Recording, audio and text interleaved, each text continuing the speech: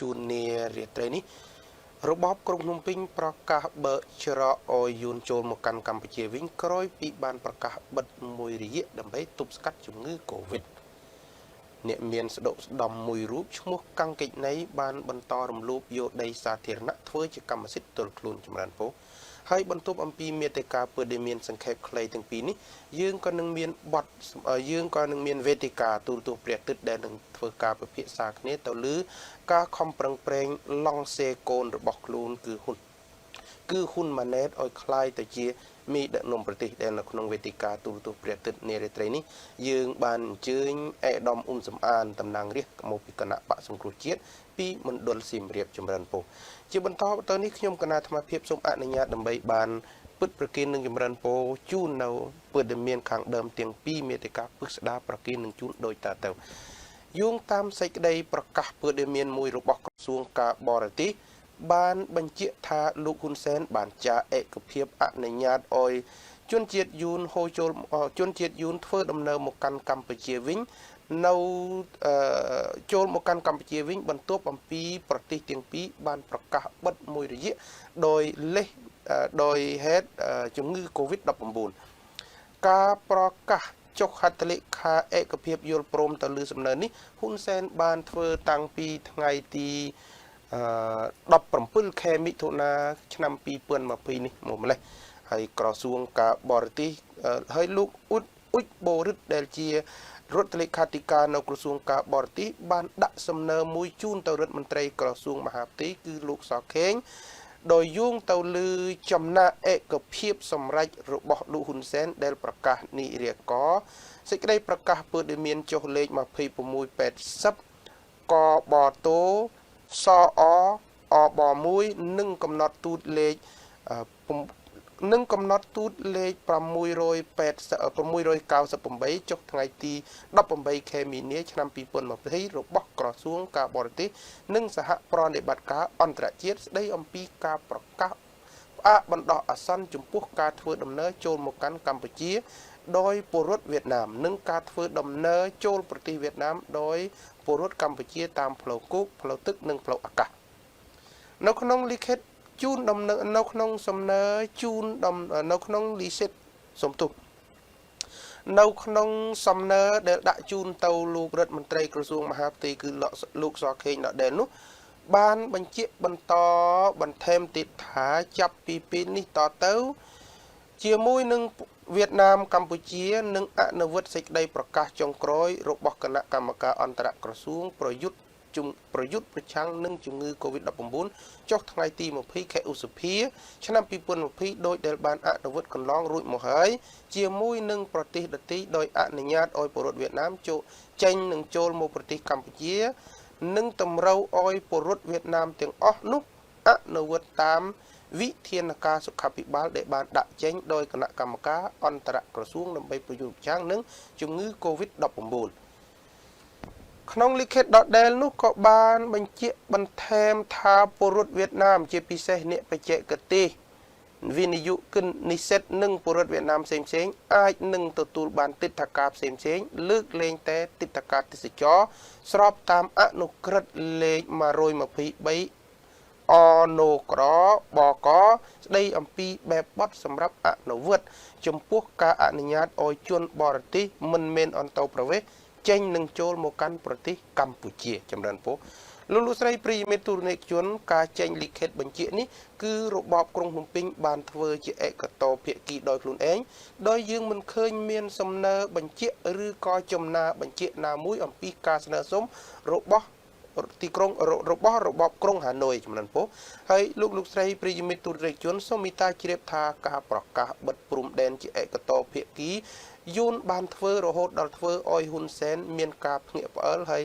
ហាក់បីដូចជាសម្ដែងការមិនពេញចិត្តចំពោះការប្រកាសបិទព្រំដែនជាឯកតោភាគីរបស់ភាគីយួនដែលធ្វើឲ្យហ៊ុនសែនបានប្រកាសក្នុងវេទិកាសាធារណៈមួយកាលពីខែមីនាកន្លងទៅថាវៀតណាមបិទព្រំដែនឈឹងមិនបានដឹងអីបន្តិចក៏ប៉ុន្តែទោះជាវៀតណាមឬក៏យួនបិទព្រំដែនជាឯកតោភាគីមិនបានអោយដំណឹងទៅហ៊ុនសែនបន្តិចក៏ដោយក៏របបមួយនេះមិនហ៊ានស្ដីបន្ទោសហើយមិនត្រឹមតែប៉ុណ្ណោះនៅក្នុងគណៈពេលនេះក៏ប្រកាសបើកប្រទេសដើម្បីអនុញ្ញាតឲ្យជនជាតិ យូនចូលមកកាន់កម្ពុជាគ្មានសំណើពីរដ្ឋាភិបាលក្រុងហាណូយចំនួនពោលោកស្រីប្រិយមិត្តទូតនេជនខ្ញុំគណៈអាភិបសូមអនុញ្ញាតបិទបញ្ចប់នៅអត្ថបទព័ត៌មានខាងដើមនេះបណ្ណេះសូមទាញចំណាប់អារម្មណ៍លោកស្រីប្រិយមិត្តទូតនេជនមកចាប់អារម្មណ៍ជាមួយនឹងអត្ថបទព័ត៌មានទី2ស្ដីអំពីការផ្ទុះកំហឹងរបស់ប្រជាពលរដ្ឋ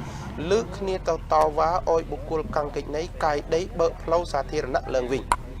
លោកស្រីកាំងកិច្ចនៃគឺជាអ្នកមានស្ដុកស្ដំនៅក្នុងរបបលោកហ៊ុនសែនមួយដែលបានធ្វើសកម្មភាពកាយរំលោភយកដីសាធារណៈធ្វើជាកម្មសិទ្ធិផ្ទាល់ខ្លួននៅខាងហើយសកម្មភាពនៃការកាយយកដីសាធារណៈនេះគឺបានកើតឡើងនៅខាងក្រោយវត្តគុលទទឹងនៅក្នុងភូមិកោះក្របីសង្កាត់ព្រែកថ្មីខណ្ឌច្បារអំពៅហើយសកម្មភាពនេះធ្វើឲ្យប្រជាពលរដ្ឋផ្ទុះគ្នាខឹងសម្បាលើកគ្នាទៅតវ៉ាយ៉ាងខ្លាំងបើតាមការបញ្ជាក់របស់ប្រជាពលរដ្ឋជាច្រើនអ្នកនៅរសៀលថ្ងៃទី20ខែមិថុនាឆ្នាំ2020ដែលបានប្រមូលផ្ដុំគ្នាជាច្រើនអ្នកនោះយកបានបញ្ជាឲ្យអេសកាវ៉ាទ័រកាយលុបដោយខ្លួនឯងកាយដីបើកផ្លូវនិងបើកច្រកឲ្យពួកគាត់ដោយខ្លួនឯងវិញចំពោះដីដែលមានការរំលោភបំពានយកនោះគឺមានទទឹងប្រមាណជា5ម៉ែត្រនិងបណ្ដោយប្រមាណជា70ម៉ែត្រខណៈដីសាធារណៈសរុបគឺទំហំទទឹងសរុបប្រមាណជា15ម៉ែត្រនេះបើតាមប្រភពព័ត៌មានដែលពួកអ្នកប្រើប្រាស់បណ្ដាញសង្គម Facebook បានចែកចាយជាហូហែចំនួនពោហើយអ្នកស្រីម្នាក់ដែលបានទៅចូលរួមតវ៉ាក្នុងការទាមទារឲ្យមានការកាយដីបើកផ្លូវសាធារណៈវិញនោះគឺអ្នកស្រី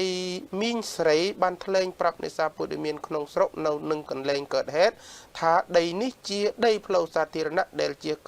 ដែលកន្លងមកមានទំហំ30ម៉ែត្រតែក្រោយមកនៅសល់ត្រឹមតែ15ម៉ែត្រប៉ុណ្ណោះហើយលោកស្រីក៏បានបញ្ជាក់ថាបុគ្គលឈ្មោះកាំងកិច្ចនៃបានមករំលោភបំពានចំនួន5ម៉ែត្របន្ថែមទៀតហើយប្រជាពលរដ្ឋក៏បានបញ្ជាក់បន្ថែមថាសកម្មភាពនៃការរំលោភយកដីនេះគឺបានកើតឡើងម្ដងជា2ដងមកហើយក៏ប៉ុន្តែក្រោយពីមានការតវ៉ារបស់ប្រជាពលរដ្ឋក៏មានការកាយឲ្យក៏មានការបើកច្រកសាជាថ្មីឲ្យប្រជាពលរដ្ឋដើរឡើងវិញចម្រើនពលរដ្ឋដដែលក៏បានបន្តថាប្រជាពលរដ្ឋចង់បានតែដីសាធារណៈមកប្រើប្រាស់វិញប៉ុណ្ណោះជាមួយគ្នានេះប្រជាពលរដ្ឋក៏បានសង្កត់ធ្ងន់ថាលោកស្រីកាំងកិច្ចនៃរូបនេះតែងតែកាយដីជាច្រើនលើកច្រើនសារមកហើយដែលទង្វើរបស់អ្នកស្រីមិនដឹងថា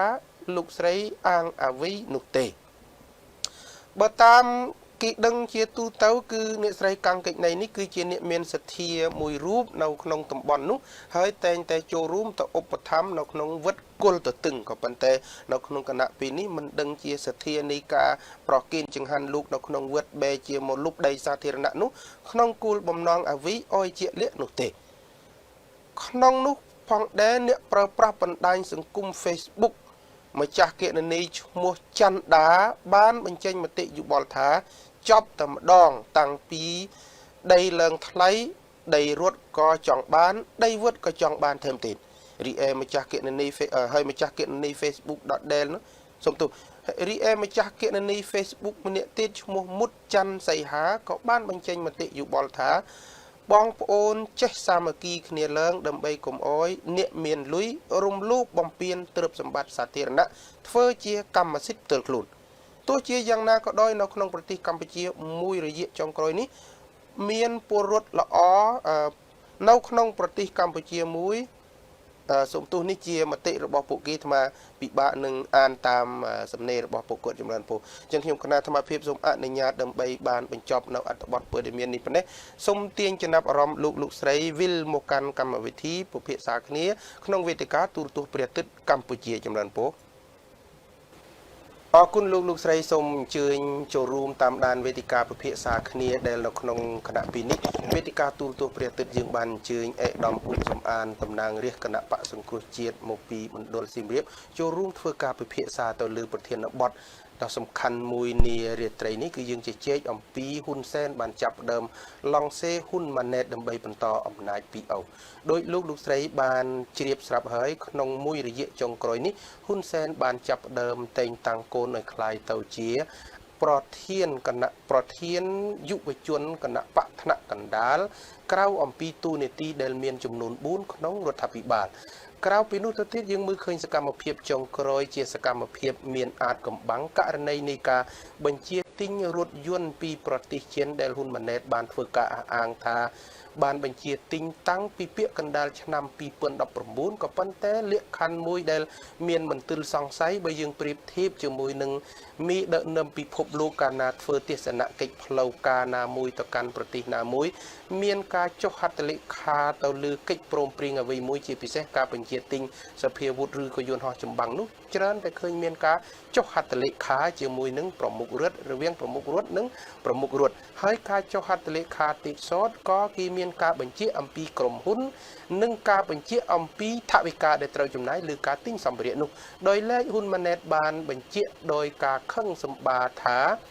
មានអ្នកវិភាគខ្លះវិភាគដឹងហួសអំពីតម្រូវការរបស់កងយុទ្ធពលខេមរៈភូមិន្ទនិងស្នងការនគរបាលជាតិចំនួនពលនឹង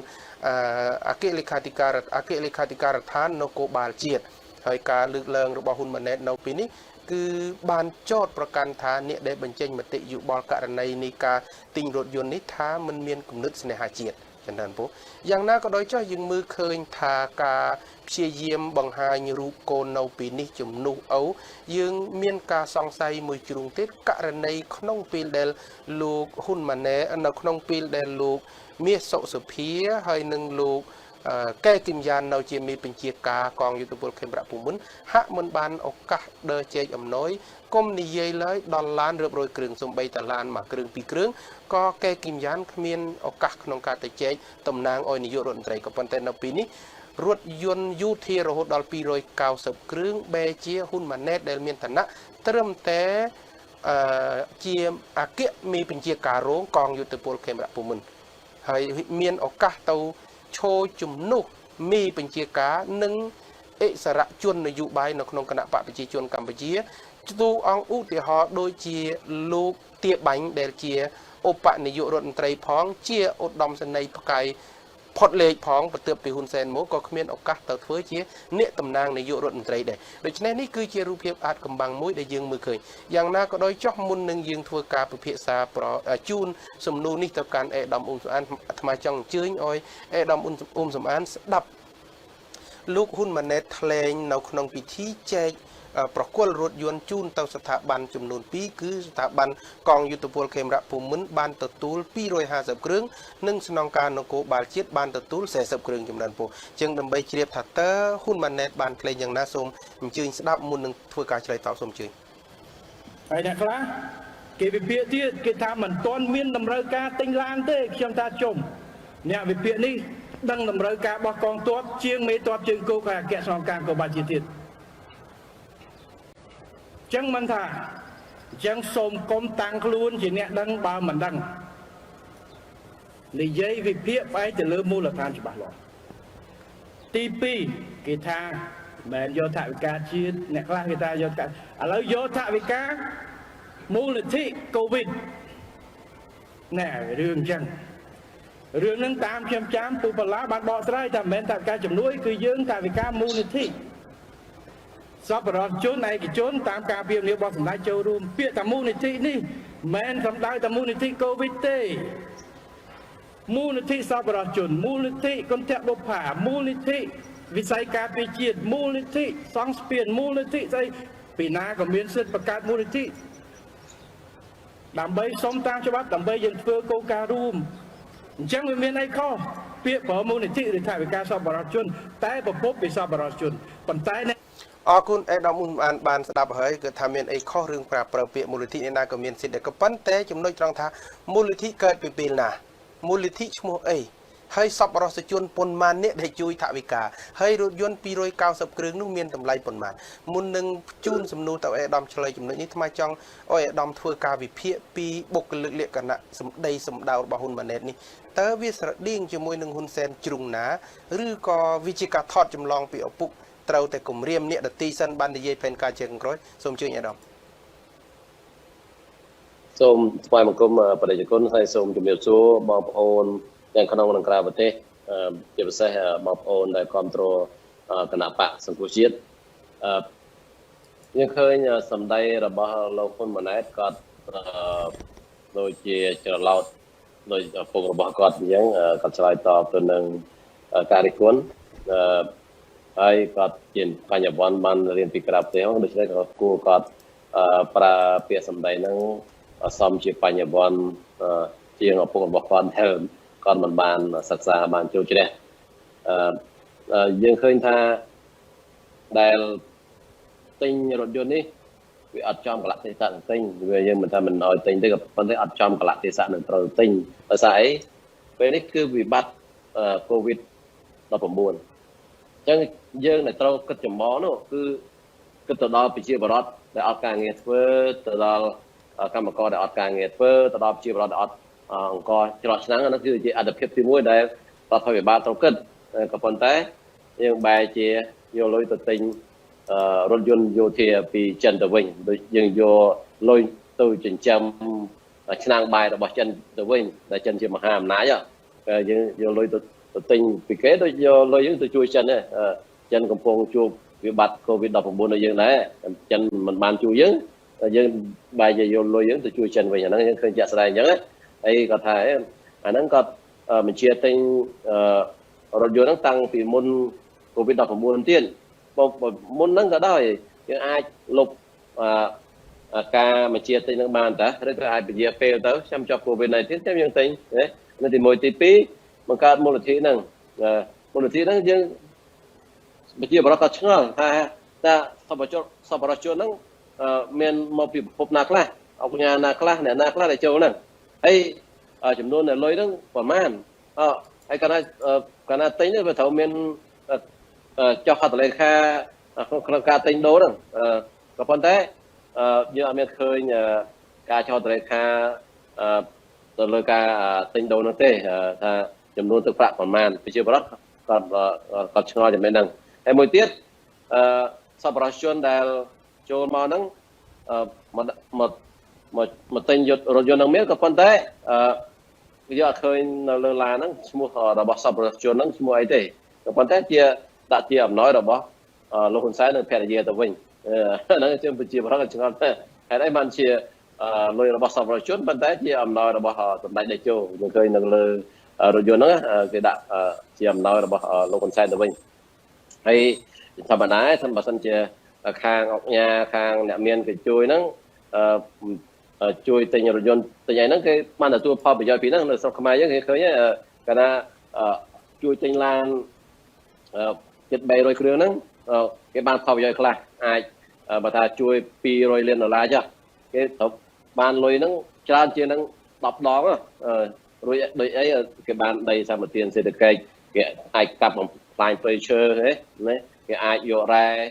អាចរួចពន្ធមកនាំរថយន្តចូលមក300គ្រឿង5000គ្រឿងអញ្ចឹងអាហ្នឹងគេឃើញអាហ្នឹងគឺជាលុយពុករលួយជាតិលុយហ្នឹងមិនលុយដោយបានដោយសុចរិតទេយើងឃើញនៅស្រុកខ្មែរគឺថាអញជួយឯងជួយអញអាហ្នឹងជាវប្បធម៌ដែលយើងឃើញកើតមាននៅស្រុកខ្មែរអញ្ចឹងហើយមួយទៀត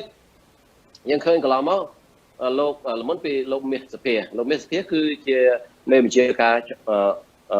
ជើងគោកជាមេបញ្ជាការតបជើងគោកក៏ប៉ុន្តែឃើញកន្លងមកនៅពេលដែលមានចែករថយន្តសម្ភារៈយោធាអីទៅដល់យោធាតែងលោកហ៊ុនសែនឬក៏លោកពាបាញ់អីទៅចែកណាគេមិនដែលឃើញលោកមាសសភាទៅចែកខ្លួនឯងផ្ទាល់ទេហើយដល់នេះឡានជិត300គ្រឿងបែរជាមិនឃើញលោកហ៊ុនសែនទៅចែកឬក៏លោកទាបាញ់គាត់ទាបាញ់ទៅចែកឬក៏អគ្គមេបញ្ជាការលោកវងពិសេនទៅចែកក៏ប៉ុន្តែបែរជាលោកហ៊ុនម៉ាណែតគឺជាមេបញ្ជាការកងទ័ពជើងគោកហើយជាអគ្គមេបញ្ជាការរងអគ្គមេបញ្ជាការរងនៃកងយុទ្ធពលខេមរៈភូមិន្ទទៅចែកផ្ទាល់អាហ្នឹងយើងឃើញថាលោកហ៊ុនសែនក៏ចាប់ផ្ដើមឡងសេឲ្យប្រជាពលរដ្ឋហ្នឹងឃើញពីសកម្មភាពរបស់លោកហ៊ុនម៉ាណែតចង់ឡងសេឲ្យប្រជាពលរដ្ឋហ្នឹងមានការគ្រប់គ្រងថ្ងៃក្រោយដើម្បីខ្លាយទៅជាមេដឹកនាំទៅជានាយករដ្ឋមន្ត្រីជំនួសគាត់ធម្មតាយើងឃើញថាស្ពានតែ30ម៉ែត្រក៏នាយករដ្ឋមន្ត្រីទៅសម្ពោធដែរ50ម៉ែត្រ100ម៉ែត្រហ្នឹងក៏ទៅនាយករដ្ឋមន្ត្រីទៅសម្ពោធដែរកន្លងមកណាសាលារៀនតែមួយខ្នងក៏លោកទៅសម្ពោធដែរហើយចុះនេះដល់រថយន្តដល់300គ្រឿងហើយហេតុអីបានជាលោកហ៊ុនសែនមិនទៅចែកសម្ភារៈយោធារថយន្តហ្នឹងទៅដល់កងយុទ្ធពលខេមរៈភូមិន្ទឬក៏ប៉ូលីសហ្នឹងអានេះយើងឃើញថា លោកហ៊ុនសែនក៏ចាប់ផ្ដើមឡង់សេគោលរបស់គាត់ដើម្បីថ្ងៃក្រោយទៅលោកហ៊ុនម៉ាណែតអាចស្នងតំណែងរបស់គាត់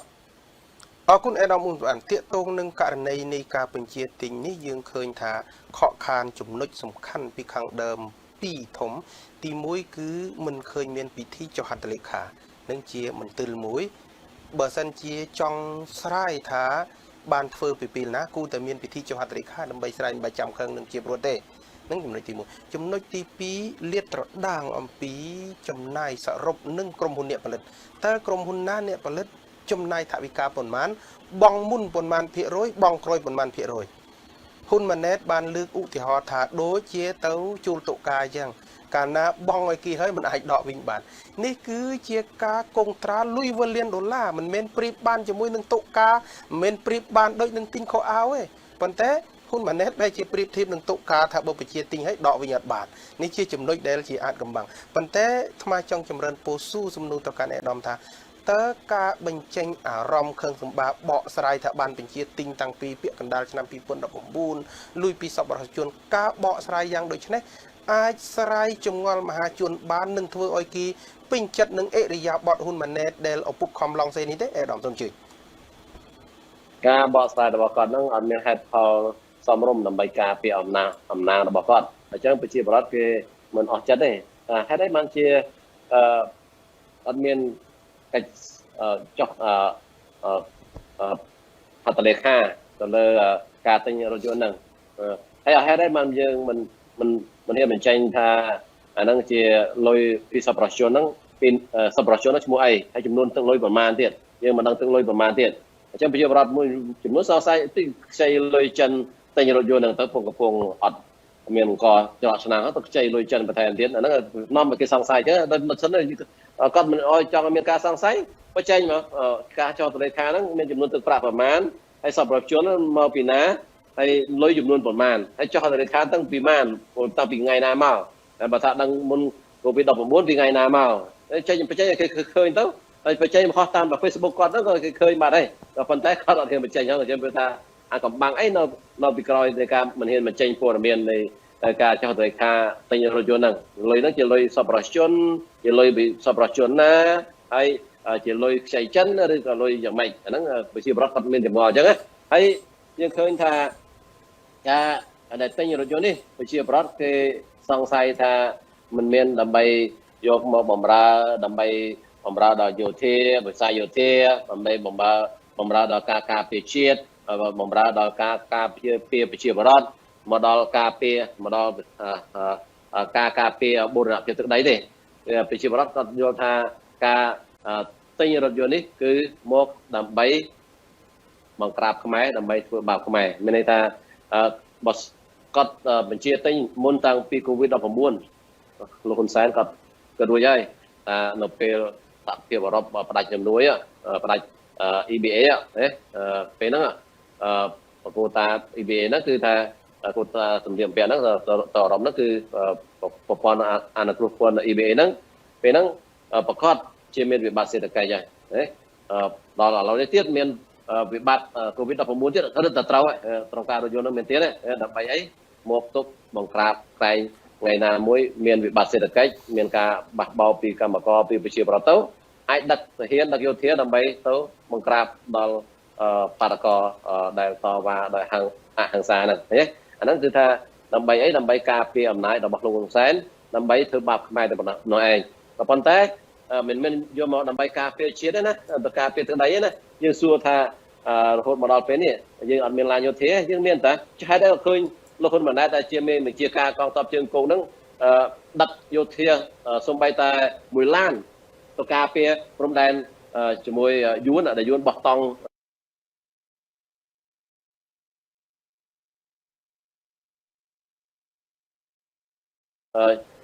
ចំនួន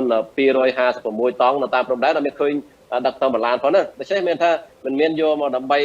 ទៅ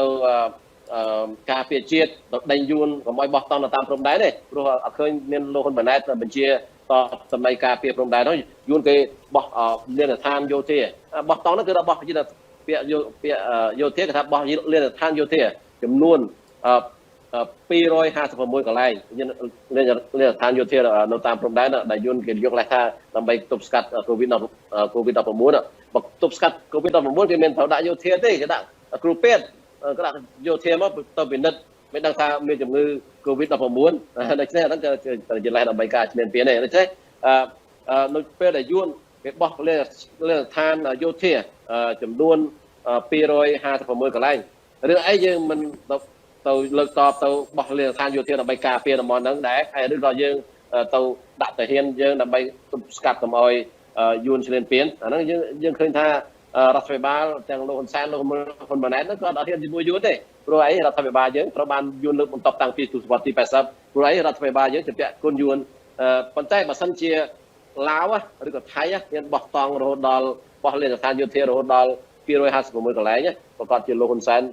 លើកតបទៅដោយពីឆ្នាំ2017លើកតបទៅខាងការពីព្រំដែនជាមួយឡាវលើកតបកាលពី2018រឿងភាសាប្រភេទជាមួយថៃរហូតដល់ច្បាំងគ្នាទៀតទេអញ្ចឹងគាត់ហ៊ានទៅជាមួយឡាវហើយជាមួយថៃដោយសារអីគាត់អាចពាក់គុណឡាវនិងថៃដល់ជាមួយយួនជាមេជាអតីតមេបកនហើយជាអ្នកមានគុណរបស់គាត់ដូច្នេះគាត់អត់ហ៊ានទេអាហ្នឹងយើងឃើញការការពារជាតិហ្នឹងវាខុសគ្នាអញ្ចឹងរវាងប្រទេសជិតខាងរវាងឡាវនិងថៃហើយនឹងជាមួយយួនយើងឃើញខុសគ្នាអញ្ចឹងណា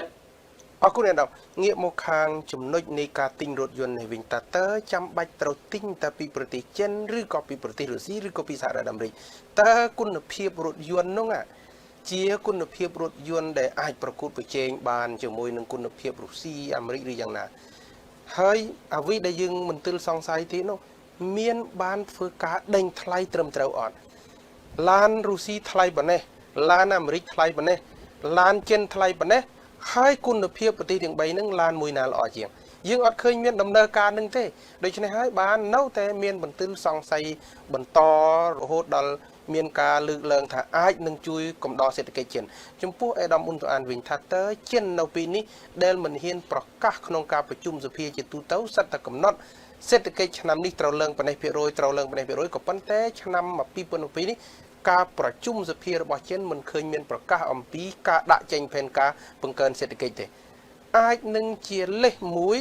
ហ៊ុនសែនជួយទិញសម្ភារៈមកពីប្រទេសចិនដើម្បីឲ្យចិនបានសេដ្ឋកិច្ចហើយចិនជួយផ្ដល់ជាខ្នងបង្អែកឲ្យហ៊ុនសែនក្នុងការធ្វើការផ្ទេរអំណាចពីឪពុកទៅកូនហើយក្នុងដំណើរការនៃការផ្ទេរអំណាចពីឪពុកទៅកូនអាចមានបញ្ហាផ្ទៃក្នុងហ៊ុនសែនអាចនឹងគម្រាមផ្ទៃក្នុងទេនេះជាសំណួរទី1សំណួរទី2ថាតើការទិញរថយន្តយ៉ាងច្រើនសន្ធឹកសន្ធាប់នេះក្រៅពីការគំញែងប្រជាពលរដ្ឋអាចនឹងគំញែងផ្ទៃក្នុងគណៈបកប្រជាជនកម្ពុជាទេ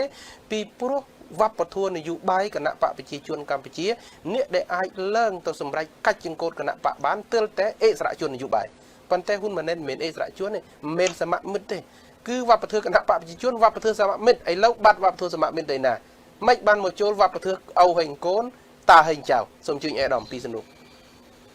ណាយើងឃើញថាបើគិតពីគុណភាពរថយន្តចិននិងរថយន្តរបស់អាមេរិកគឺអាមេរិកគុណភាពគេល្អជាងហើយក៏ប៉ុន្តែសម្រាប់រុស្ស៊ីក៏គេប្រើបើជាងរថយន្តអាមេរិកគឺល្អជាងរថយន្តចិនទាំងគុណភាពទាំងសម្រាប់គុណភាពគឺល្អជាងសម្រាប់តម្លៃវាអាចថ្លៃជាងបន្តិចក៏ប៉ុន្តែបើគិតពីការប្រើប្រាស់គឺល្អជាងសម្រាប់គុណភាពក៏ប៉ុន្តែហេតុអីបានជាលោកហ៊ុនសែនក៏មិនទិញរថយន្តទាំងអស់ហ្នឹងពីអាមេរិកឬក៏ពីរុស្ស៊ីដោយសារអីដោយសារចិនជាអ្នកជួយរដ្ឋាភិបាលលោកហ៊ុនសែន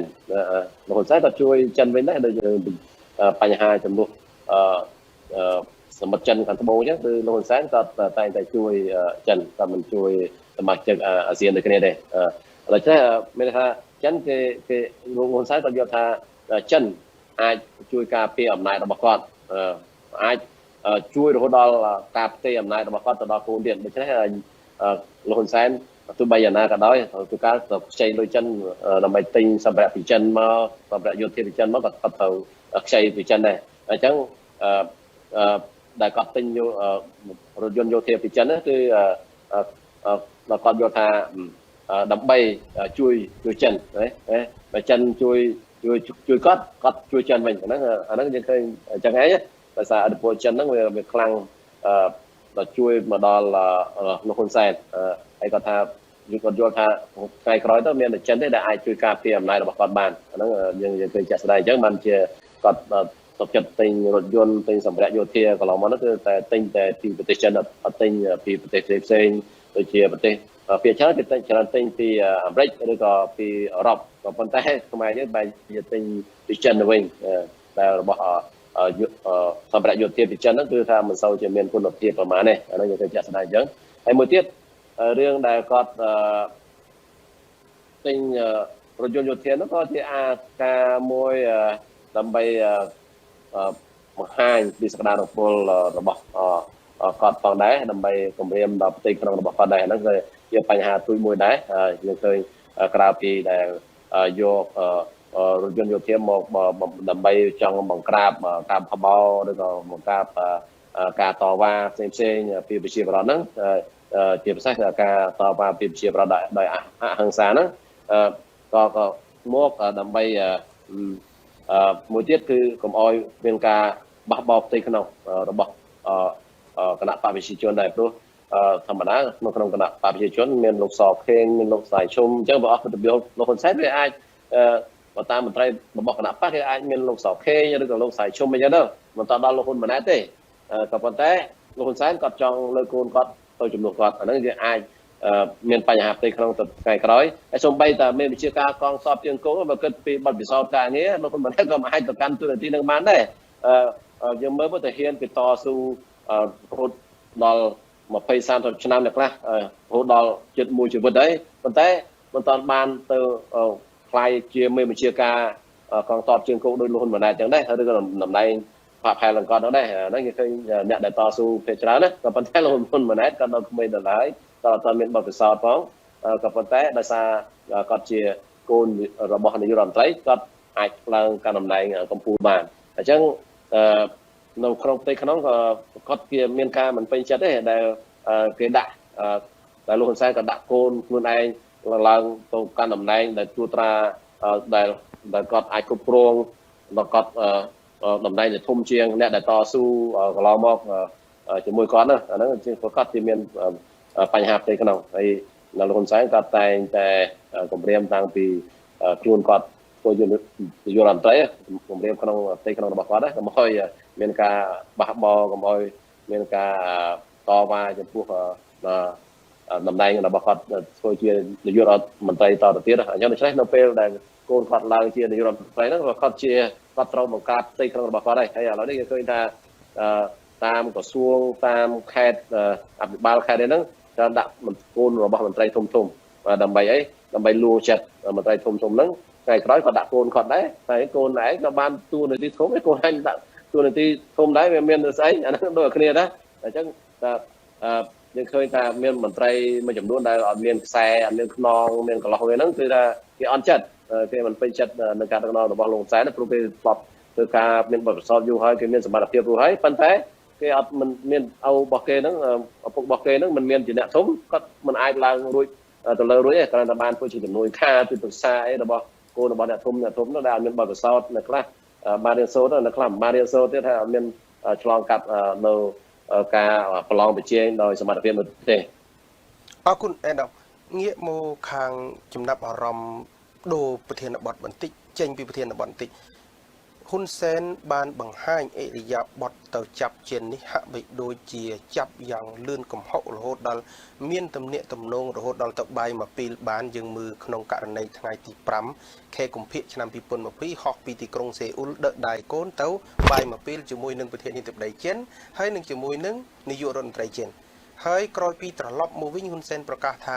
កាលពីដើមឡើយចិននិយាយថាជួយតាមលទ្ធភាពក៏ប៉ុន្តែពេលនេះគឺហ៊ុនសែនបានបញ្ជាក់ថាចិននឹងជួយតាមតម្រូវការដូច្នេះនៅក្នុងករណី COVID-19 រីករាលដាលនេះតើឃើញចិនជួយតាមតម្រូវការហើយនៅក្រៅពីគ្រូពេទ្យចិន7នាក់ហើយយើងងាកមកសហរដ្ឋអាមេរិកនេះអត់បានប្រកាសជួយតាមតម្រូវការទេប៉ុន្តែគេជួយ11លានសហគមន៍អឺរ៉ុប53លានអឺរ៉ូបូកនឹង443លានអឺរ៉ូហើយប្រទេសជប៉ុនគេបានជួយច្រើនជាងប្រទេសចិនតើក្នុងគណៈពេលនេះដែលហ៊ុនសែនប្រកាសថាចាប់ចិនគឺមហាសែនត្រឹមត្រូវហើយចិនជួយកម្ពុជាតាមតម្រូវការនេះ ឃើញថាមានដុំកំពូនក្រៅពីគ្រូពេទ្យចិន7នាក់ហើយនៅបើសិនជាចិនមិនអាចជួយអាវីបានសោះមិនក៏ហ៊ុនសែនចាត់ទុកចិននេះជាមិត្តដែលមិនអាចខ្វះបានហើយជួយតាមតម្រូវការសូមជឿយើងឃើញថាចិនប្រភពជំងឺ COVID-19 ចេញមកពីណាគឺមកពីចិនហើយចិនគាត់តែជួយគ្រូពេទ្យប្រមាណមកហ្នឹងมันរួចខ្លាយมันរួចដែលចិនចម្លងមេរោគមកកម្ពុជាមកលើពិភពលោកទេដែលពិភពលោកគេអត់សប្បាយចិត្តនឹងចិនទេគាត់លាក់ព័ត៌មានទៀតហើយគេចង់ស្រាវជ្រាវពីប្រភពនៃជំងឺ COVID-19 ដល់ឲ្យគេស្រាវជ្រាវទៀតសហគមន៍អន្តរជាតិហ្នឹងជាពិសេសអង្គការសហប្រជាជាតិហ្នឹងសូមស្រាវជ្រាវគេឲ្យស្រាវជ្រាវទៀតអាហ្នឹងគេឃើញអញ្ចឹងដូច្នេះយើងឃើញពីសេដ្ឋកិច្ចនៅកម្ពុជាអាមេរិកសហគមន៍អឺរ៉ុបជួយមកដល់ខ្មែរយើងច្រើនណាស់ប៉ុន្តែចិនជួយតិចតួចហើយជួយឲ្យយកពីខ្មែរទៅយើងទៅវិញហ្នឹងអស់ច្រើនជាងហ្នឹងទៀតជួយគ្រូពេទ្យចិន7នាក់ប៉ុន្តែឲ្យទិញឡាន290គ្រឿងមកវិញកណាហ្នឹងអាហ្នឹងយើងឃើញថាវាចិនគេមិនដែលរកស៊ីខាតណាដូច្នេះដូចគ្នាអញ្ចឹងដែរចិនគេជួយយើងថា200លានចុះគេយកទៅវិញ200លានហ្នឹងគុណនឹង10 20ដងគេមកយកអីគេទីខ្មែរយើងគេជួយហើយគេយករ៉ែយើងព្រៃឈើយើងដឹកទៅស្រុកចិនហើយរ៉ែគេដាក់ថាយកទៅពិសោធន៍ទេពិសោធន៍បែបយកទៅទាំងកប៉ាល់ទាំងឡានទាំងកុងតឺន័រហើយទៅពិសោធន៍ទេមិនចេះជាប់ហើយកុងតឺន័រអញ្ចឹងពិសោធន៍យកទៅកន្លះឡានហ្នឹងក៏បានដែរពិសោធន៍ត្បូងហ្នឹងពិសោធន៍រ៉ែហ្នឹងដូច្នេះយើងឃើញចិនយកធនធានពីកម្ពុជាយើងច្រើនណាស់ហើយយើងមើលចិនមកបំពុលនៅខេត្តបរសៃអនុបំពុលនៅខេត្តមួយចំនួនទៀតចិនមកនោះបង្កភាពអនាធិបតេយ្យនៅប្រទេសកម្ពុជាហើយផ្លូវថ្នល់អីចិនជួយក៏ប៉ុន្តែក្រុមហ៊ុនចិនជាអ្នកមកធ្វើហើយធ្វើមិនបានប្រមាណទេផ្លូវគួយអស់ហើយអត់មានគុណភាពលុយខ្ចីចិនទៀតយើងចាំមកសងទៅចិនទៅហើយផ្លូវមានគុណភាពផងណាហើយផ្លូវហ្នឹងបើគិតប្រៀបផ្លូវរបស់ជប៉ុនគឺខុសគ្នាឆ្ងាយអានេះឃើញចាស់ស្ដាយអញ្ចឹងដូច្នេះដែលលោកហ៊ុនសែនគាត់ពឹងចិនទេមិនមែនយល់ថាចិនជួយគាត់ទេជួយប្រជាប្រដ្ឋខ្មែរទេមិនថាសំទោសមិនថាជួយគាត់ទេមិនថាមិនជួយប្រទេសកម្ពុជាឬជួយប្រជាប្រដ្ឋខ្មែរទេគឺជួយគាត់ដើម្បីការពារអំណាចព្រោះយើងដឹងហើយចិនជាប្រទេសកុម្មុយនីសទោះបីលោកហ៊ុនសែនគាត់កាន់អំណាចផ្ដាច់ការបោះឆ្នោតខ្លាំងៗថាឆ្នាំ2018ក៏ដោយក៏ប៉ុន្តែចិននៅតែជួយការពារអំណាចគាត់ប៉ុន្តែសម្រាប់ប្រទេសជាប្រទេសដូចនៅអឺរ៉ុបដូចនៅអាមេរិកគេមិនជួយការពារអំណាចគាត់ទេព្រោះគាត់ជាជនផ្ដាច់ការបោះឆ្នោតខ្លាំងៗរំលាយគណៈបកប្រឆាំងគណៈបកសង្គមជាតិដែលជាក្តីសង្ឃឹមមួយឲ្យមានការផ្លាស់ប្ដូរហើយជាគូប្រកួតប្រជែងដល់ខ្លាំងក្លារបស់គណៈបកប្រជាជនដោយលោកហ៊ុនសែនយល់ថាគណៈបកសង្គមជាតិនឹងឆ្នះឆ្នោតហើយឆ្នាំ2018អញ្ចឹងបានគាត់ត្រូវរំលាយគណៈបកសង្គមជាតិហើយទៅបោះឆ្នោតជាមួយគណៈបកទុយតែទៅយកមេមនទៅជល់ជាមួយកូនមនជល់ជាមួយកូនមនវាមិនឆ្នះមនជល់គាត់ជាគណៈបកដ៏ធំទៅគូប្រជែងជាមួយគណៈបកទុយតែហ្នឹងមិនគណៈបកទុយតែហ្នឹងឈ្នះគណៈបករបស់គាត់ហើយយើងឃើញចាស់ស្ដាយអញ្ចឹងដោយសារទីមួយយើងឃើញថាសូម្បីតែលោកហ៊ុនសែនណាគាត់មិនអាចប្រកួតជាមួយគណៈបកសង្គមជាតិឈ្នះផងហើយចុះតម្រង់មកគូនរបស់គាត់ឡើងមកមិនមានប្រជាប្រិយភាពពាក់កណ្ដាលគាត់ផងហ្នឹងអញ្ចឹងតើកូនរបស់គាត់អាចប្រកួតប្រជែងឈ្នះជាមួយគណៈបកសង្គមជាតិទេគាត់យល់អញ្ចឹងណាដូច្នេះគាត់ការពារកុំឲ្យដល់កូនគាត់មកអត់បានខ្លាយជានាយករដ្ឋមន្ត្រីគាត់ត្រូវទប់ស្កាត់ហើយសូម្បីតែអញនេះអញយករដ្ឋមន្ត្រីអញមិនឈ្នះសង្គមជាតិផងហ្នឹងហើយចុះរំមឯងណាកូនលោកហ៊ុនសែនគាត់និយាយមួយកូនគាត់ចឹងគាត់អាចនិយាយមួយកូនគាត់ចឹងគាត់អាចមកគិតនៅក្នុងគូក្បាលគាត់គិតចឹងថាបើសិនជាអញមិនឈ្នះគណៈបកសង្គមជាតិផងអញចុះដល់មកកូនអញអញ្ចឹងវាប៉ះពាល់ដល់អញហើយប៉ះពាល់ដល់កូនអញទៀតដូច្នេះដើម្បីអញកាន់អំណាចបានដើម្បីឲ្យកូនអញកាន់អំណាចបានទៀតត្រូវតែរំលាយសង្គមជាតិចេញបើមិនរំលាយសង្គមជាតិទេសង្គមជាតិនៅឈ្នះអញហើយឈ្នះកូនអញទៀតនោះយើងឃើញលោកសានគាត់កាន់អំណាចផ្ដាច់ការដល់ចឹងហើយអរគុណអ្នកចំពោះការចាប់ចិននៅពេលនេះគឺអេដាមបានបញ្ជាក់ឲ្យថាมันមិនដើម្បីជួយកម្ពុជានិងប្រជាពលរដ្ឋកម្ពុជាទេជួយធំជាងគេគឺជួយហ៊ុនសែនក្នុងការការពារអំណាចនិងក្រុមគ្រួសាររបស់គាត់មានមជ្ឈដ្ឋានមួយចំនួនយល់ច្រឡំថាការងាកទៅចាប់ចិននៅពេលនេះរបស់ហ៊ុនសែនគឺក្នុងគោលបំណងដោះដៃចេញពីយួនប៉ុន្តែក្នុងពេលដែលហ៊ុនសែនងាកទៅរកចិនមកកូនជ្រុងយួនរំកិលព្រំដែនផងព្រមគឿសខ្មោចសន្ធិសញ្ញាពេទ្យ2ពេទ្យ5មេណាដែលអេដាមធ្លាប់បានលើមានប្រសាសន៍មកនឹងអោយខ្លាយទៅជាច្បាប់ចិនឲ្យយួនចំណេញមួយបាទ ក្រៅពីបានធ្វើឲ្យទៅជាច្បាប់រួចហើយបំភ្លេចការជីកព្រៃបំភ្លេចអីទាំងអស់បែជាផ្ដល់ឱកាសឲ្យគេបោះតង់ដល់ទៅ256តង់តាមការបញ្ជារបស់អេដាមថាបទពិសោធន៍របស់យួនចូលនៅសិនចាំចរចាខាងក្រោយវ័យយោសិនចាំចរចាជាខាងក្រោយដូច្នេះក្នុងការបោះតង់256តង់នេះមន្ត្រីរបស់លូនសែនលើកឡើងថាចាំចប់កូវីដសិនគេសូមឲ្យចប់កូវីដចប់បោះតង់បោះក្នុងពេលមានកូវីដទៅមិនបានចាំចប់កូវីដហើយករណីនៃការបិទព្រំដែនកម្ពុជាយួនបិទស្ងាត់កាលពីថ្ងៃទី9ធ្វើឲ្យហ៊ុនសែនសង្ហាក់ចិត្តរហូតដល់ហ៊ុនសែនខឹងសម្បាថាយួនបិទព្រំដែនអត់ដឹងអីបន្តិចណាក៏ប៉ុន្តែអត់ហ៊ានឆ្លើយតបអីទាំងអស់សុខចិត្តបញ្ជាឲ្យរដ្ឋមន្ត្រីក្រសួងមហាផ្ទៃទៅចាត់វិធានការហើយនៅថ្ងៃទី17ខែមិថុនាឆ្នាំ2020នេះ3ថ្ងៃមុននេះហ៊ុនសែនបានចុះហត្ថលេខាឯកភាពមួយអនុញ្ញាតឲ្យជនជាតិយួនចូលមកស្រុកខ្មែរវិញឥឡូវនេះយើងមើលឃើញថាវាជាឧបសគ្គសម្បើមដែលហ៊ុនសែនបានចុះហត្ថលេខាឲ្យជនជាតិយួនវិលចូលមកកាន់កម្ពុជាក្នុងគណៈពេលដែលជំងឺ Covid នេះនៅកំពុងតែបន្តរីករាលដាលនៅឡើយហើយមួយទៀតគឺយើងឃើញថាដំណើរបញ្ច្រាស់ទិសចំនួន2បញ្ច្រាស់ទិសទី1ជនជាតិចិនហូរចូលមកកម្ពុជាកាលពីថ្ងៃទី15-16ស្របពេលដែលទីក្រុងប៉េកាំងចាប់ផ្ដើមផ្ទុះដំណាក់កាលលើកទី2កាលពីចិនខែ10ខែ4និងខែ5ចិនស្ងប់គ្រិនប៉ុន្តែអត់ឃើញចិនមកដល់ពេលផ្ទុះស្រាប់តែឃើញចិនមកស្រុកខ្មែរម្ដងទៀតនឹងរឿងទី1បញ្ច្រាស់ទី1បញ្ច្រាស់ទី2ភ្ញៀវទេសចរអន្តរជាតិចូលមកកាន់កម្ពុជាsẽដាក់ប្រាក់កក់សិនបានអាចចូលមកកាន់កម្ពុជាបានតម្រូវការនឹងជាង$1000បានអាចចូលមកកាន់កម្ពុជាបាន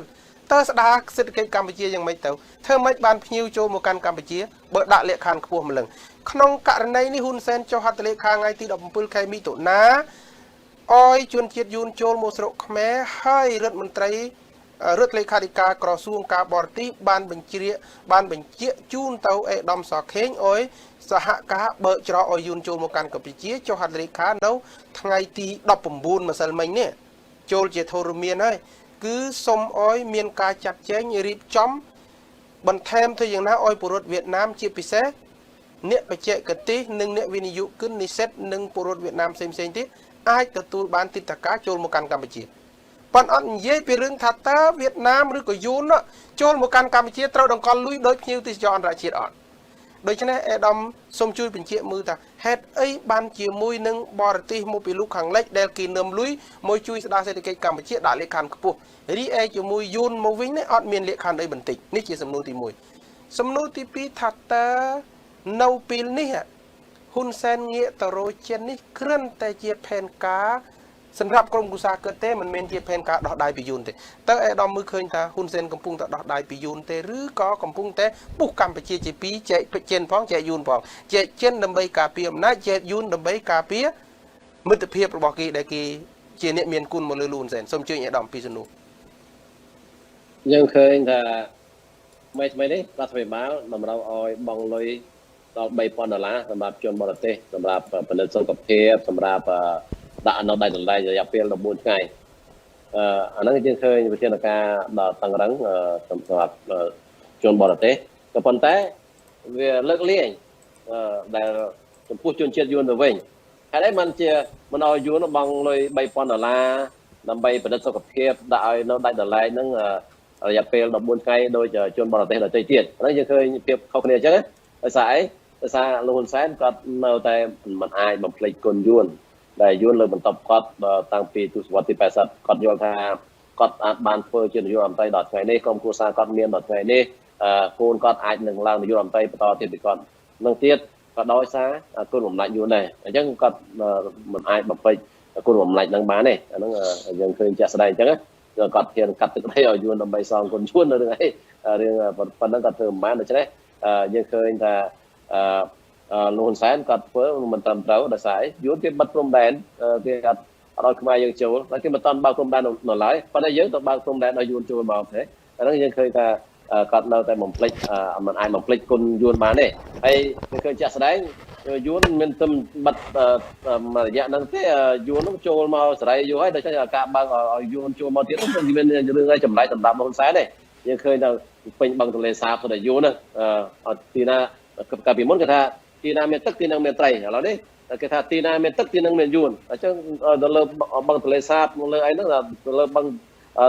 lâu lơ tờ lê mấy câu ấy nó là tì na miền tức nó từ miền yuan này được chứ chỉ riêng thăm đá đây còn bằng yuan chôn mà nó pro yuan chôn nó pin sọc mẹ đó nó chỉ riêng thăm đá bà con đó thì mùi tí pi mình men có tổ chập chân nó đầm hay có đỏ đầy tỷ yuan đấy con đâu để xa mà tập hiệp thằng pi ở viên chân thằng yuan nè tụi bay chân thằng yuan chia strong cái này là xa men bị bắt chấm luôn sầm mót ở trên môi thằng yuan chân nó có đó có phần té phải hà không đen sầm mót ở viên yuan chân có đó có phần té lúc còn sáng có nào ta để xa mà tập hiệp ở viên này thằng pi nè tụi bay có tụi chập chân cái đó có phần té có mình đỏ đầy tỷ yuan này dan tha mà dạ kalau mà đấy về miền cả on chặt vì yuan khác này có chặt sanh chỉ môi nó chân tay có phần té có nơi tại tàu chân hay có nơi tại tàu yuan có pưngแต่chân pưngแต่yuan pro ấy còn do tha vìประเทศnóคือvì mỗi chân chỉประเทศของมันนี่aiช่วยปัดบานมันเป็นปีไปเชื่อประเทศตัวใบตัดการหนักหลายก้าก็เราchânช่วยติดปี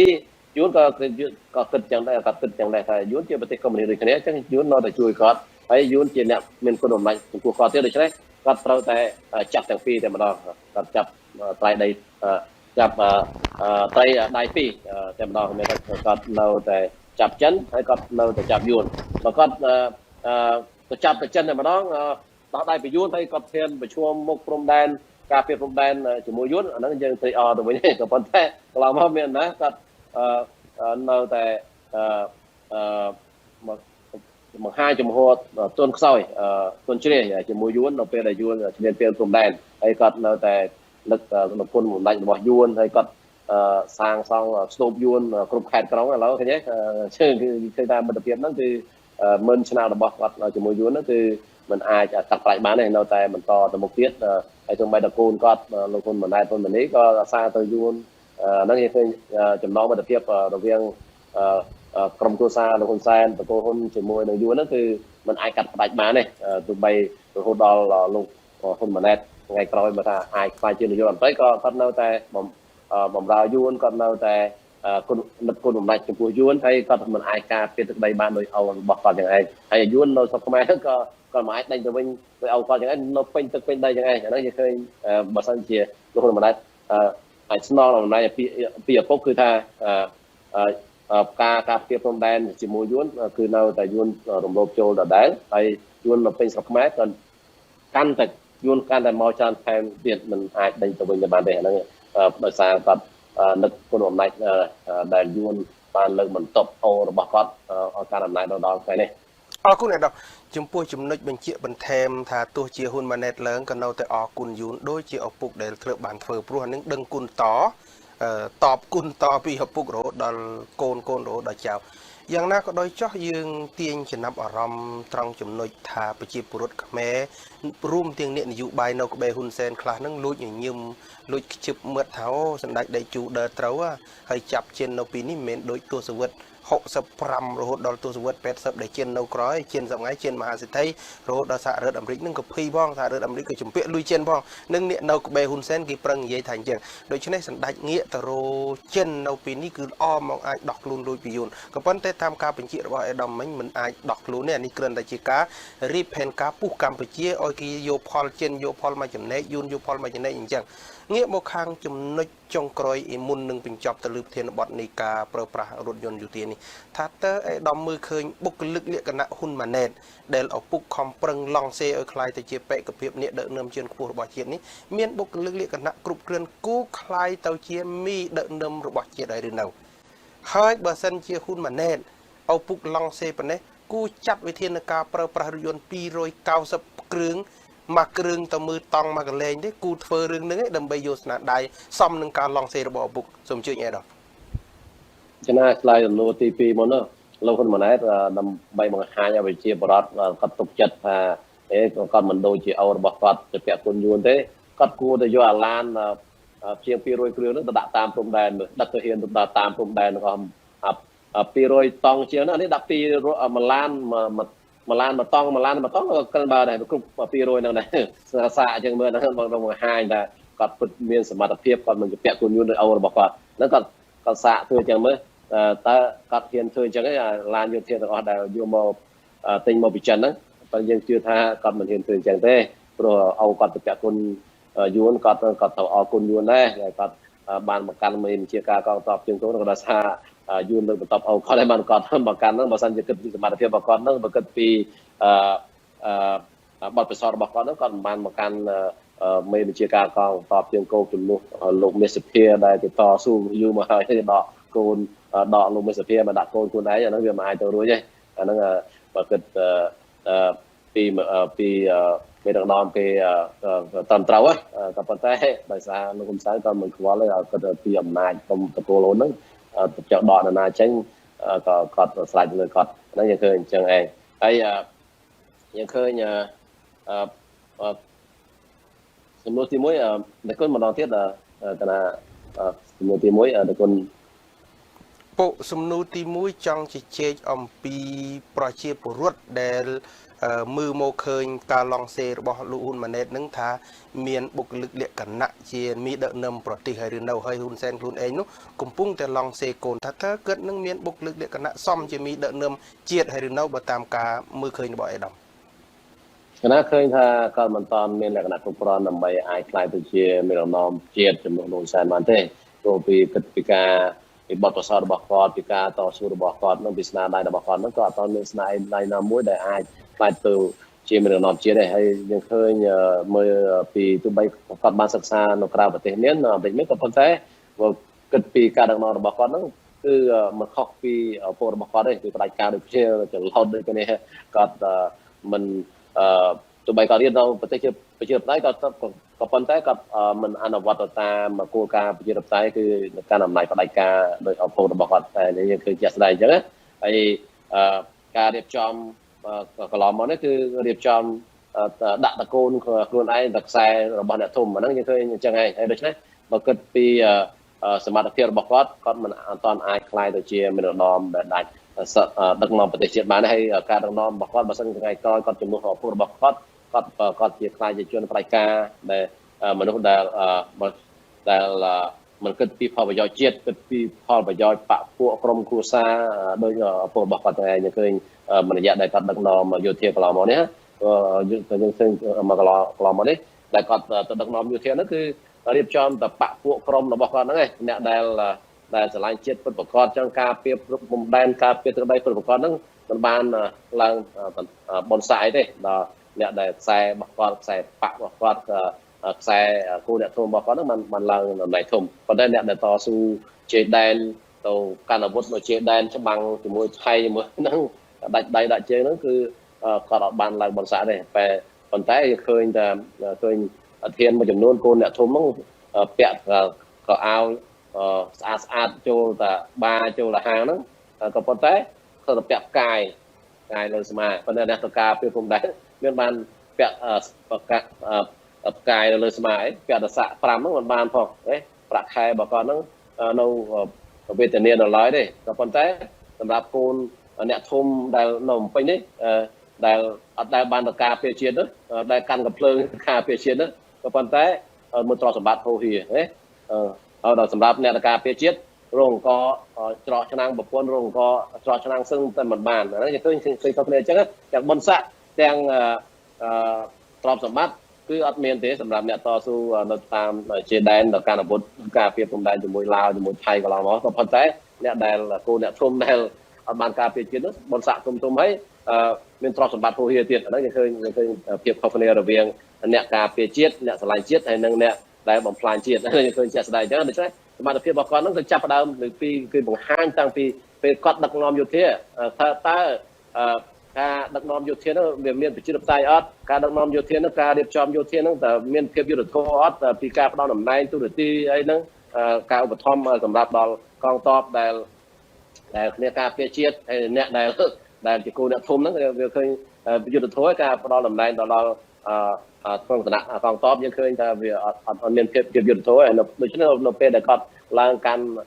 ជានាយករដ្ឋមន្ត្រីក៏គ្មានយុត្តិធម៌ដូចគ្នាយ៉ាងឯងហើយយើងគិតថាគាត់រៀនមកពីអាមេរិកមកអញ្ចឹងគាត់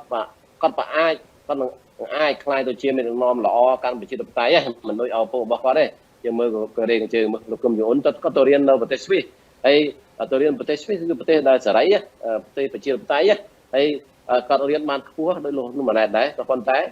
con dũng một chấm lục cầm dùng in là slap tao nắng có nói khai tôi chia mình nom đại cá cho nên cái kenapa visionคือchia kenapa đại cá chia kenapa có vấn đề là cái sao là chia nâng về ai cái bán này đồng bên là lô con bản này là chuyện như làm tay lô con sáng có nâu sao là chuyện nó là đài khu họ khai sản lái cứ nâu về đồng nón phu bảo cái đài nâu khu các bao con bản này đài là sản lái kia chân tay bạn đài nên khu các bao con bản này là thế khu đào bảo cáiคือnâu tại do lập nghiệp và con bản này mà đăng nón đồng bay hai bàn to đỏ côn đỏ trao bảo cái to tiền bàn nó như thế này chứ mà cả điệp trongក្នុងរដ្ឋាភិបាលរបស់គណៈបព្វជិជនសពថ្ងៃគឺរៀបចំដោយរដ្ឋាភិបាលរបស់បកកុម្មុយនីសចិនយ៉ាងឯងអានេះគឺចាស់ស្ដែងអញ្ចឹងណាអរគុណអាដាមមុននឹងបញ្ចប់នេះថ្មចង់ឲ្យអាដាមផ្ដល់ជាអនុសាសន៍ចំនួន2-3ចំណុចដែលអាដាមអាចធ្វើទៅបានករណីរឿងឡានដែលទិញនៅមានមន្ទិលសង្ស័យនេះបើតាមអាដាមយល់វិញថាតើគូធ្វើយ៉ាងណាដើម្បីឲ្យគីឈប់សង្ស័យទៅលើដំណើរការមិនប្រក្រតីនៃការចាត់ចែងឡាននេះជាការស្នើសុំឲ្យអាដាមជួយបញ្ចេញជាអនុសាសន៍ខាងចំណុចនៃការទិញឡានហើយចំណុចមួយទៀតករណីនៃការរៀបចំអ្នកបន្តវេនដឹកនាំអំណាចនេះតើត្រូវចាំបាច់ទើបតែធ្វើតាមត្រកូលអ្នកមានអំណាចឬក៏អយពលរដ្ឋខ្មែរម្ចាស់ប្រទេសនឹងប្រកួតប្រជែងបំរើជាតិគីคล้ายទៅជាមីដឹកនាំជាតិគីដោយស្មើភាពគ្នាកុំរឹសទៅតាមត្រកូលអ្នកមានអំណាចចឹងសូមអញ្ជើញអាដាមជូនជាអនុសាសន៍ដល់ទូរទស្សនិកជនយើងចំនួនទាំងពីរបញ្ហានេះសូមអញ្ជើញដើម្បីបញ្ចប់ការសង្ស័យវាងាយស្រួលទេទីមួយក៏បង្ហាញឯកសារហ្នឹងមកបង្ហាញឯកសារនៃការឆោតលេខាទិញឡានហ្នឹងតើចុះពីថ្ងៃណាមុន COVID-19 អត់ទេ COVID-19 ហ្នឹងកើតឡើងមុនឬយ៉ាងម៉េចអាហ្នឹងឬក៏កើតក្រោយអាហ្នឹងយើងចង់ឲ្យតបង្ហាញឯកសារហ្នឹងមកការទិញដូរហ្នឹងហើយបង្ហាញទី2សប្បុរសជនហ្នឹងអ្នកណាខ្លះដែលចូលយើងក៏ដែរបង្ហាញហ្នឹងមកតើលុយនោះជាលុយរបស់សប្បុរសជនឬក៏លុយហ្នឹងលុយខ្ចីចិនដើម្បីទិញរថយន្តយោធាហ្នឹងគេក៏បង្ហាញមកបង្ហាញតាមទូរទស្សន៍ឬក៏បង្ហាញតាម Facebook របស់គាត់ក៏ធ្វើឲ្យប្រជាពលរដ្ឋគេអត់សង្ស័យដែរកុំឲ្យប្រជាពលរដ្ឋគាត់មានមន្ទិលសង្ស័យថាគាត់កំពុងតែជួបវិបត្តិរឿង COVID-19 នេះហេតុអីបានជាយកលុយទៅទិញរថយន្តយោធាហើយយកនោះមិនមកដើម្បីការពារជាតិទៀតមកការពារតែអំណាចរបស់លោកហ៊ុនសែនទៀតប្រជាពលរដ្ឋគេមានមន្ទិលសង្ស័យអញ្ចឹងហ្នឹងដូច្នេះគាត់អាចបញ្ចប់ការសង្ស័យហ្នឹងតាមរយៈការបញ្ចេញឯកសារពីការចោទលេខាទិញឡានហ្នឹងថាទិញពីថ្ងៃណាចំនួនទឹកប្រាក់ប្រមាណហើយសប្បុរសជនហ្នឹងនរណាខ្លះដែលបញ្ចូលលុយហ្នឹងអានេះយើងដើម្បីបញ្ចប់ការសង្ស័យគឺការងាយស្រួលតែអាហ្នឹងយើងគាត់អាចធ្វើចឹងបាននោះទី1ទី2ការរៀបឲ្យអ្នកបន្តវេនហ្នឹងតើគេរៀបចំឲ្យបន្តវេនតាមរយៈទំពាំងស្នោរស័យឬក៏តាមរយៈពូជយើងឃើញចាស់ស្ដាយនេះយុវជនរបស់គណៈបព្វជិជនហ្នឹងគឺបន្តវេនតាមការបន្តពូជមានយុវជនបន្តវេនឬក៏ទំពាំងស្នោរស័យគឺយុវជនបន្តពូជមានថាដល់អ្នកហ្នឹងកូនអ្នកធំបានអាចខ្លាយទៅជាមេដឹកនាំថ្នាក់កម្ពុជាក្នុងបកអាចខ្លាយជាមេដឹកនាំនៅតាមខេត្តជារដ្ឋមន្ត្រីជាចៅហ្វាយខេត្តឃើញជាក់ស្ដែងហ្នឹងយើងមើលលោកសាយសម្អាល់គាត់រដ្ឋមន្ត្រីក្រសួងបរិស្ថានហ្នឹងគាត់កូនលោកសាយជុំលោកទាសីហាហ្នឹងចៅហ្វាយខេត្តសៀមរាបហ្នឹងកូនលោកទាបាញ់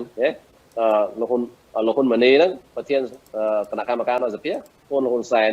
លោកហ៊ុនម៉ាណែតហ្នឹងមេបញ្ជាការកងទ័ពជើងគោហ្នឹងលោកកូនលោកហ៊ុនសែន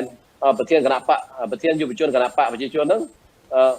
កូនលោកហ៊ុនសែនអញ្ចឹងយើងមើលអោប្រធានបកកូនប្រធានយុវជនបកអាហ្នឹងវាឃើញថាស្ដែងនោះក្នុងបកហ្នឹងគេថាដល់កូនរបស់អ្នកធំដល់កូនរបស់នាយករដ្ឋមន្ត្រីមិនអាចធ្វើប្រធានយុវជនបកបានអ្នកផ្សេងមិនអាចធ្វើបានទេអាហ្នឹងយើងឃើញចាស់ស្ដែងអញ្ចឹងចំយុវជនដទៃទៀតគេមានសមត្ថភាពដែរមកគេធ្វើដូច្នេះមានថាអត់មានការប្រកួតប្រជែង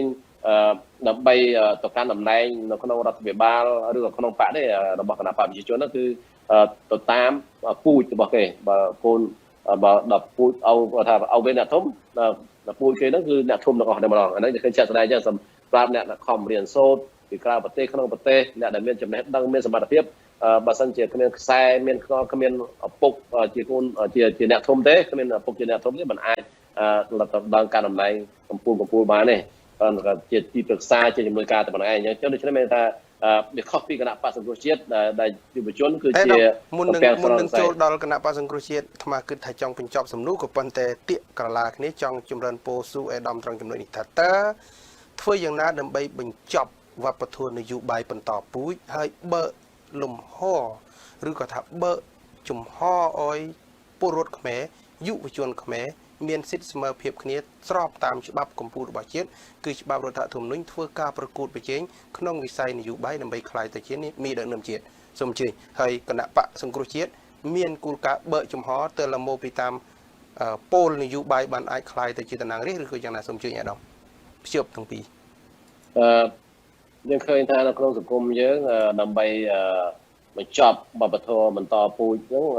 មិនបន្តវេនឬក៏តំពាំងប្រស័យបន្តពូជដល់តែយើងប្រមមានដំណំសប្តាហ៍ហ្នឹងចេញមានថាដល់ដូរលោកហ៊ុនសែនចេញតែម្ដងយើងកន្លែងទៅដល់ដូរមានដំណំសប្តាហ៍ហ្នឹងចេញបានអាចបញ្ចប់បបធរបន្តពូជនឹងបានបើសិនជានៅលោកហ៊ុនសែននៅគណៈបព្វជិជនទេគឺគេដាក់តកូនគេទាំងឯងហើយទៅគូនប្រជាបរតដែលក្រីក្រដែលមានខ្សែមានខ្នងគេហ្នឹងគឺមិនអាចឡើងទៅលើរួចទេគឺទោះបីគាត់មានសមត្ថភាពប៉ុណ្ណាក៏ដោយអានេះយើងឃើញជាក់ស្ដែងអញ្ចឹងដូច្នេះត្រូវបញ្ចប់របបផ្ដាច់ការនៅកម្ពុជាដើម្បីឲ្យយុវជនបន្តវេនពិតប្រាកដហើយសម្រាប់គណៈបកសង្គ្រោះជាតិយើងឃើញជាក់ស្ដែងគេមិនដែលដាក់កូនទៅបន្តពូជដោយគណៈបកប្រជាជនទេដោយគណៈជាតំណាងរាស្ត្រខេត្តសៀមរាបគណៈអត់មានខ្សែសាច់ឈាមអីជាមួយលោកសំរងស៊ីលោកកឹមសុខាយបងក៏ប៉ុន្តែដោយសារគណៈទឹកដីការដើម្បីប្រទេសជាតិដើម្បីប្រជាធិបតេយ្យតាំងពីក្មេងមកតាំងអាយុ20ជាងមកអញ្ចឹងគណៈបកយល់ថាយើងស្របទឹកដីការដើម្បីជាតិអញ្ចឹងគេឲ្យយើងចូលជាតំណាងរាស្ត្រវាខុសពីគណៈបកប្រជាជនដល់យើងនឹងកូនអ្នកធំមិនអាចចូលតំណាងរាស្ត្របានអាចធ្វើកិច្ចការធំបានអានេះយើងឃើញចាស់ស្ដែងអញ្ចឹងហើយយុវជនដទៃទៀតដែលគេមានសមត្ថភាពគេអាចប្រគួតប្រជែងដោយសមត្ថភាពនៅក្នុងបកយើងឃើញចាស់ស្ដែងយ៉ាងឯងការតំណែងកន្លងមកហ្នឹងមេឃុំមេអីរបស់គណៈបកសង្គ្រោះជាតិដែលការជាប់ឆ្នោតឆ្នាំ2017អត់មានខ្សែរបស់អ្នកធំណារបស់អាដាមណារបស់តំណាងរាស្ត្រណាទេគឺថាគាត់គឺជាអ្នកដែលមានសមត្ថភាពគាត់ចេញពីសមត្ថភាពរបស់គាត់គួរប្រជែងដោយស្មារតីគ្នាអាហ្នឹងយើងឃើញគណៈបកសង្គ្រោះជាតិគឺផ្ដល់ការលើកទឹកចិត្ត